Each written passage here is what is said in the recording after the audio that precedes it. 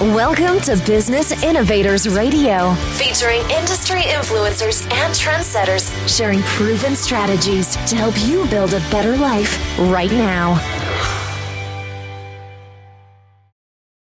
Well, hello and welcome to this episode of the show. This is Mike Saunders with Marketing Huddle, and today we're privileged to have with us Jim Lange with Truth at Work and 5 Feet 20. Jim, welcome to the program. Well, thank you, Mike. It's a pleasure to be here. Hey, and I followed you for a while here, and I've always seen that 5feet20 .com, and then just today I saw what the 5feet20 pertains to. So I thought it might get us started off on the right foot, pun intended, if you explain what 5feet20 is. Well, I'm somewhat of a freakishly tall guy, and I'm 6 feet 8 inches tall. And I, with regularity, am asked, "How tall are you?" And I actually enjoy it. It's a great conversation starter. I meet a lot of people this way, and I typically respond by saying, "Well, I'm 5'20", and I like to just kind of have a little bit of fun with it. And you know, I've had people who actually sit there and think about it for a little bit, and they'll actually come up with the right answer. But more often than not, they're like, "I don't have any idea what you're talking about." Or they'll say something like, "Well, wow, I could have swore you were over 6 feet tall." I said, "Nope." Yeah. and have you ever had someone come up 15, 20 minutes later and just then get the joke or the pun later? Yeah, I don't know how much time, but there have been some, like in a restaurant, Yep. someone might come up, at some time later and say, "I got it now," and, or whatever. And yeah, it's like when you have a speaker that tells a joke, and then they'll say, "Don't worry, you'll get it on the way home." Yeah, that's right. Hey, so tell us a little bit about how you started in business, and then how you developed a passion for kingdom business. Because if you are like most kingdom business entrepreneurs, that was not your focus from day one. Well, it absolutely wasn't the focus for me day one, because I didn't even know the Lord. When I was in business school in college, and I was a basketball player, and I was a typical college student, wanted nothing to do with Jesus or anything or people who followed Jesus, quite frankly. And I didn't come to know the Lord until actually it was 1999. But I entered into business as a computer programmer, and then I got into sales, and that's kind of how I entered in, and then became a leader in a fairly good-sized company, and the whole in my company that I was with a privately held company. It was an awesome place to work, and the family that owned the company decided to sell it to a publicly traded firm. And over the next 3 years, we were sold 2 more times. And, we were no longer in Kansas anymore. Things were changing quite a bit, all with publicly traded companies now. And they decided to bring a new guy in to be our boss, to run our company, to be the president of our division, our company, which was about a $160 million company. It was part of a $1 billion corporation at the time. And he and I hit it off, and he asked me to be his VP of sales, and I refused. And over about the next 3 months, I finally decided to do it, because this little voice in the back of my head saying, "Lange, if you're going to get out of your comfort, or if you're going to grow in your career, you need to get out of your comfort zone." And I decided to listen to that voice. And I was a fairly new believer at the time. I was about 4 years into my walk with Jesus, and came to understand that was the Holy Spirit speaking to me, especially because a week after I took that position, I found out that my boss truly believed and lived out of the adage that the beatings will continue until morale improves. And it was truly the most awful experience of my professional career. I was in that position for 1.5 years, and I mean, it was just gut-wrenching. I would drive to the office every day with this gnawing pit in my stomach, wondering what I was doing. I could not believe I was going to walk through those doors again and subject myself to the abuse. And he'd yell and scream like 4 inches from my face. I could see the veins bulging out of his neck. Good I mean, night. it was much, much worse than that. And so it was just terrible. And toward the end of my time with the company, I was thinking about quitting, but I didn't want to be the guy that, hey, when the going gets tough, lying bails. And I also had 25 salespeople reporting to me, and I knew that I needed to be there to protect them. And I was also making a lot of money. But I had kind of an encounter in the Lord where he took me out of that position, which is a whole nother story. But I happened to be sitting in church in December of 2003, and our pastor is preaching about the birth of Christ. It's Christmas time, and he said something that just really rocked my world. He said, Jesus could have been born anywhere. God could have had him born anywhere. He could have had him born in a palace, in a gold crib, with all sorts of wealth. But he chose this lonely manger next to farm animals and, the smells that go along with it. And he said, here's the greatest leader who ever walked this planet, who came from the humblest of beginnings. And I just thought to myself, wow, that's the total opposite of my boss, because I didn't see him as having a great deal of humility. And this is going to sound really strange, Mike, but I took my bulletin from church and turned it over, and I just started sketching out some notes. And before I knew it, it was literally like my pen got taken over, and I could not stop writing. And I found myself writing this outline, and about midway through, I got this overwhelming thought that there's a book here. And, I didn't want to write. I didn't like to write. I didn't think I could write. And but after I quit my job, I started working on this book where I took my boss's leadership style in 8 key areas where I felt like he failed. And I contrasted his leadership styles with those of the greatest leaders in the Bible in similar circumstances. And that book ended up getting published. It's called Leadership, Biblical First Aid for Leaders. And it really changed the whole trajectory of my life. And the interesting thing about that is while I was at the company, I typically would not handle things very well when my boss was yelling and screaming at me, or when things are going sideways. However, every now and then I did. And like if he might be with, we had one particular meeting out in our Scottsdale office, for example, and I was there with 5 of our sales, who are people on our sales team. And he was just going after me for hours in our boardroom. And it was intense. And I had been meditating on the verse Psalm 62, 1 and 2, and which says, my soul finds rest in God alone. My salvation comes from him. He alone is my rock and my salvation. He is my fortress. I will never be shaken. And so I just kind of kept on saying, especially the last part, he is my fortress. I will never be shaken. And he's yelling and screaming at me. And I was as calm as could be.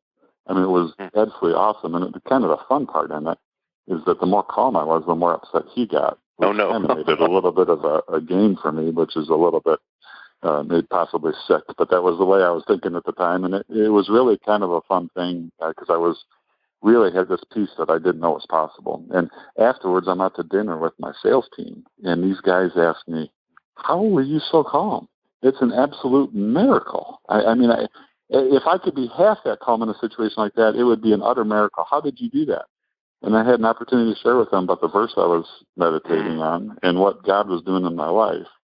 And after that happened a few times, it began to dawn on me that I didn't need to be the second-class Christian because I was a business guy, because that's how I thought.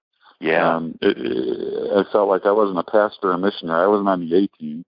I was just this guy making money, and all I was good for was giving money to the church.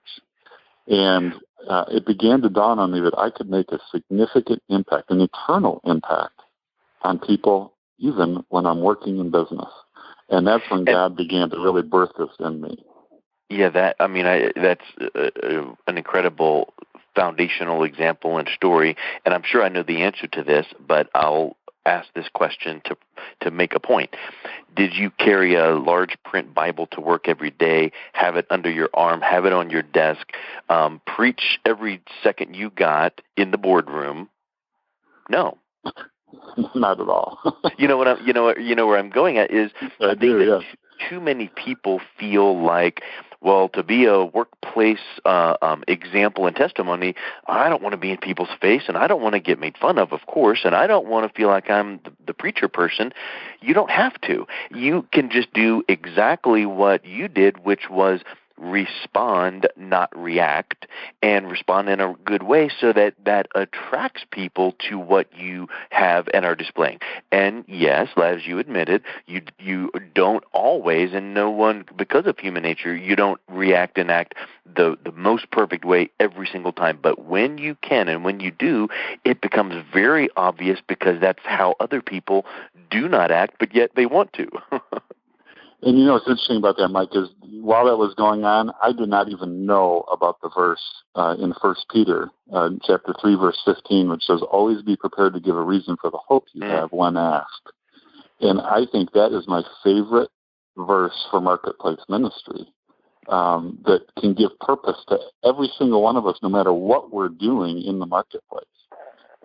Because it gives us the purpose to say, you know what, how can I be the best at what I'm doing right now? How can I let Jesus' light shine through whatever I'm doing? If I'm washing dishes, or if I'm, changing a diaper, or whatever it is, you can do that. And eventually, if you're doing that, you're going to be different than the rest of the world. And someone's going to ask you, well, Mike, how did you do that? Well, then the second part of that, you have to give them the reason for the hope that you have, the reason that you're different. And I think that's the best way to evangelize in the marketplace. And I agree 1,000%. And I also would say that some people would go, yeah, but I can't I'm not prepared.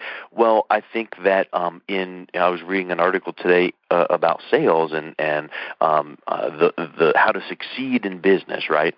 Well, I think that too many people make things very complicated and complex because people, consumers, are very busy and they want something that they can just get and understand. And it's kind of like the concept of, you go to the pond and you sprint toward a group of geese and they scatter. Or you sit there on the bench and you throw a piece of bread toward them and they eat it, and then you get a little closer and a little closer, and finally they're maybe not eating out of your hand, but at least they're closer. And the illustration there is you don't want to be that person that scatters the flock by coming on too strong, and you don't need to feel like you need to have every doctrinal point memorized and ready to give them in the middle of the boardroom, because that might not and probably would never be the time and place. But just that little hint, that little drop, and like what you said, hey, I was meditating on this verse and it just really centered me and calmed me down. And if that's all you said, that just starts rattling around in those people's mind, and maybe later they're like, hey, can we grab a coffee? I'd like to chat with you. And then now the door's opened a little bit more. That's exactly right. And I think that the type of people that have the biggest struggle with what you just talked about, the analogy of the geese, are salespeople. Yeah. I was this guy who had a sales background, and so now all of a sudden I kind of began to get this kingdom mindset, and I felt like, oh, shoot, I need to go close the deal on these people. Yep. Let me learn some objections, how to overcome some sales objections. Yeah. And it was kind of like I was going after the Great Commission, so to speak, for my sales job. And the Great Commission to earn the greatest commission. That's right. And I felt there's probably a book in that. There's probably a book in that little statement. How salespeople can earn the ultimate commission by fulfilling the Great Commission. That's right. And you can take that one and run with it. Require you to not sell like you sold.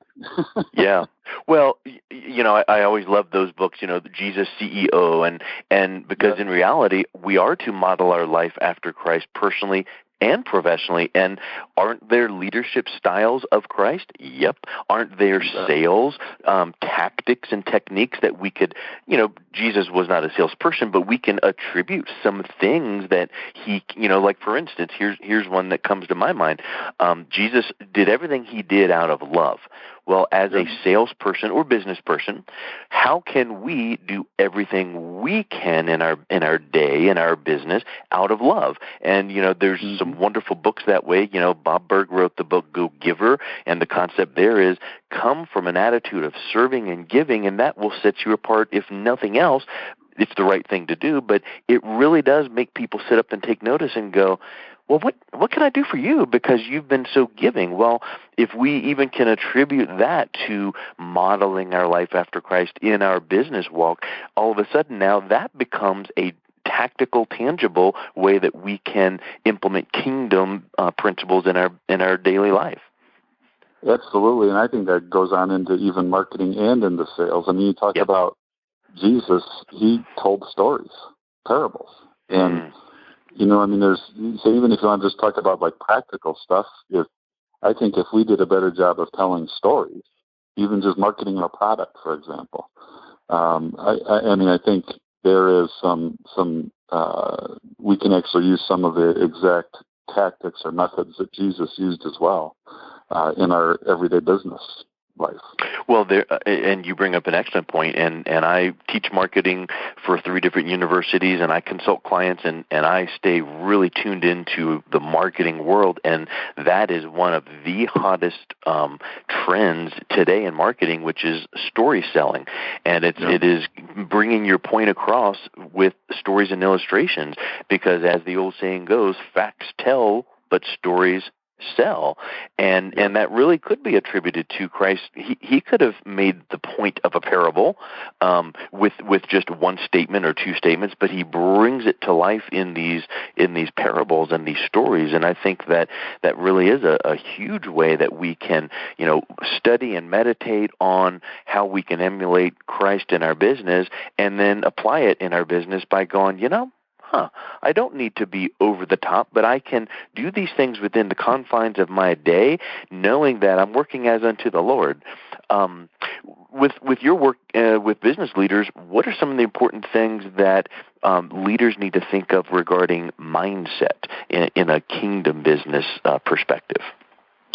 Well, the thing that I have seen, so I lead through the Truth at Work component of my business. I lead monthly roundtable groups. I've got 6 groups I lead each month with about 10 to 13 or 14 people, leaders in each group. And they're 4-hour meetings. And what I have noticed in that is probably the key to the whole concept is that of community and the perspective of a safe place with like-minded people who are all kind of going after the same thing and trying to be the best they can, the best leader they can be, the best Christ follower they can be, to grow in all areas of their life, personally, professionally, and spiritually. And what I have found in this is that when I watch a leader who enters into Truth at Work, and over the years as they're involved, it is incredible to see how they grow and how their organization actually evolves into a kingdom organization. And it's not because of teaching, it's more because it's caught by the group atmosphere. I mean, I've seen it time and time and time again. It is truly an incredible thing. And so I think that is a critical component, is not to try to do this in a silo. If you can do it among others, there's great power behind that. Just because you'll get ideas and different ways, different techniques, different things that you can think about, because some aren't going to work in your organization where they might in another.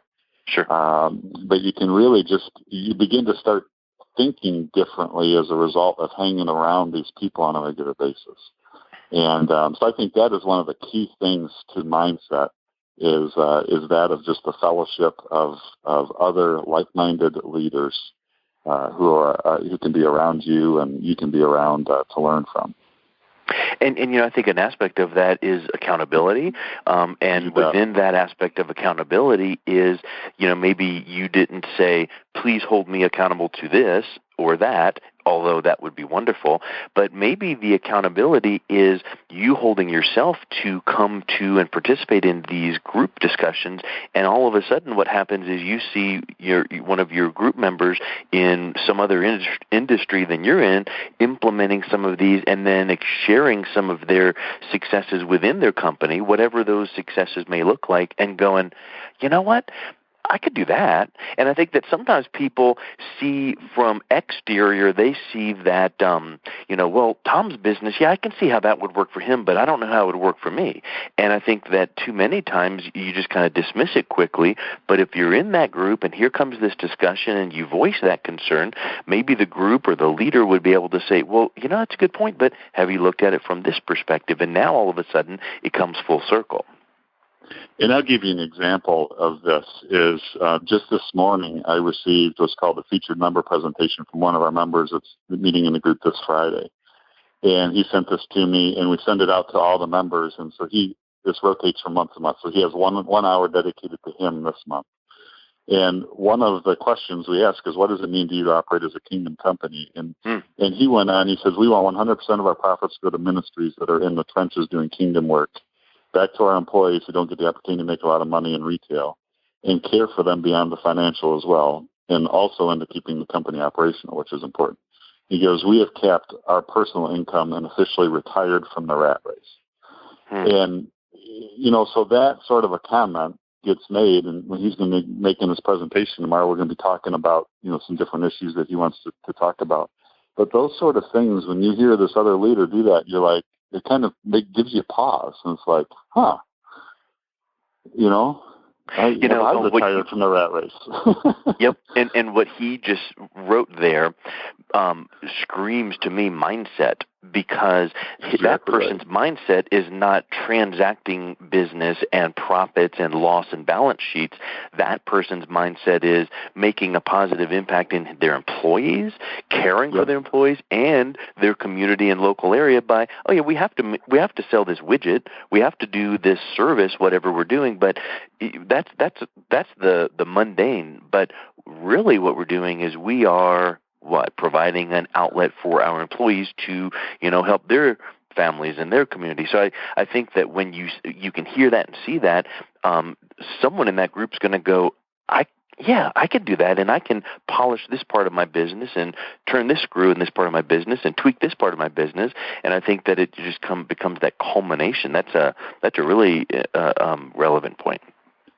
Yeah, and we have, and that, because I've seen this happen, and oftentimes leaders, you have a tendency to get caught up in, well, how do I take that next step? And they're kind of afraid to. And I've actually designed a couple of products, if I don't have time to talk about, which is fine, but to help them to do that, because I found once they take that step, the first step is the hardest. And if they can do it in a really non-threatening way, like I've got a monthly magazine that can be customized, that they can give out to employees and really impact them from a kingdom perspective in their lives. And kind of there's some humorous stuff in there and all that sort of thing. So I just kind of found some tools like that can be customized for the individual business, and just seen some great things come from that. And I've also done something with one of my books along those regards as well. And so there are some great tools out there to help people get started, which is and you don't have to know any scripture to do it. You don't have to do anything of the, but it starts moving your mind in that direction and changing your mindset.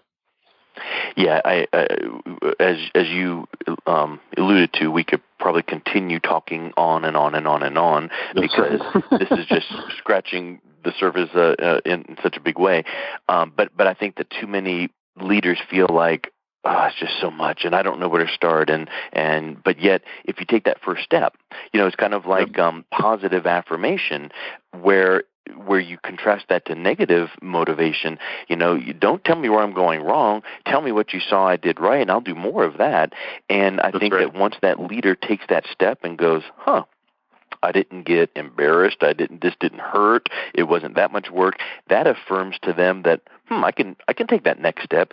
And, really that is part of our faith walk, is you just take that one step at a time, knowing that the Lord's going to prepare the ground up underneath of that next step and that next step and the next step.